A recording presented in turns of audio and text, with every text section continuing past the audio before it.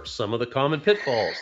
Yeah. Very, very good question. And we have been talking about AppSource and working in AppSource, like I said, since 2016. We've been helping partners in AppSource since 2016, and we run into these problems all the time with partners.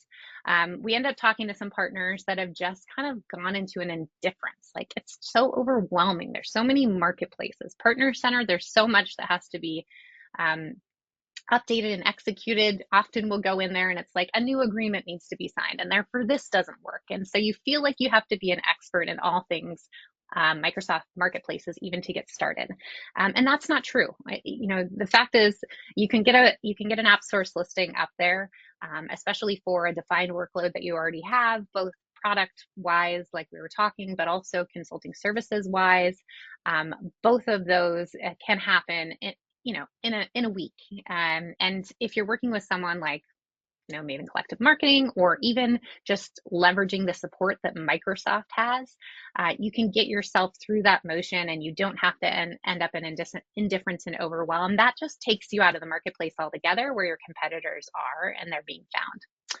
The second most common reason we find that people don't get started with the AppSource listing is just not understanding the requirements. And the requirements, to be honest, have gotten a little bit more stringent since the launch of the Microsoft AI Cloud Partner Program, right?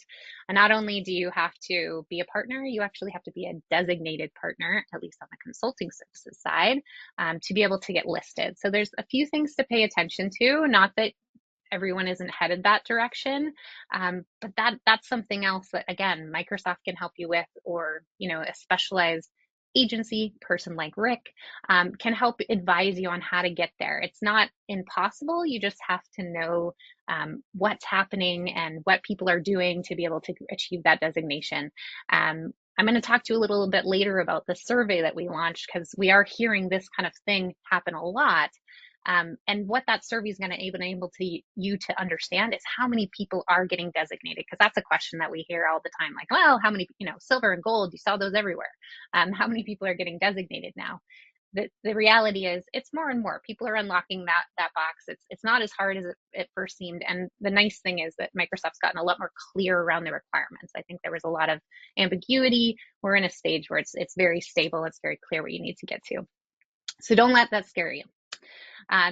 The other ones that we commonly hear is, we're following the requirements, but we're not getting any engagement. So we've delivered on all the elements. Like I filled out that field and that field and that field, but nothing's happened. I set it up and nothing's happened. Well, it's like any of your other marketing materials, sales materials. Like, you have to think of the client when you're putting it in there. It cannot just be that I put a product out there and I fulfilled the requirements of each field. You actually have to think of the needs of the client. You have to think about what the client's looking for when they go there. I'm going to go into best practices next. So I will give you some tips around how to go after engagement and not just requirements, but that's a common pitfall we see all the time, especially when we're auditing existing AppSource listings. And with that, that brings me to set it and forget it. There are, if you have been operating in AppSource since inception, let's see, your AppSource listing is 8 years old. That's pretty old. And some partners just don't look back on it. I mean, we're working with a partner right now that has, I think, 60 listings. And there are products and product names in there that haven't existed for years, right? And we're saying, does this still need to exist? Does this still need to be live on Marketplace? Absolutely not. And if you try to change anything, I'll tell you, there's far more requirements now than there were in 2016. So it might just be better to get updated and get out there with a new listing. So it's definitely not one of those. You need to be going back, looking at it again, and updating it, just like you update your website, just as you update your sales assets, etc.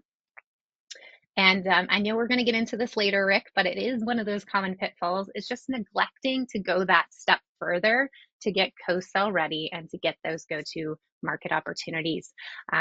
Really important, unlocks the global, Microsoft field sales team. And if you're not doing that, then you're singing out to the market, but you're not actually talking to your partner, which is Microsoft, who's enabling you to be on this marketplace.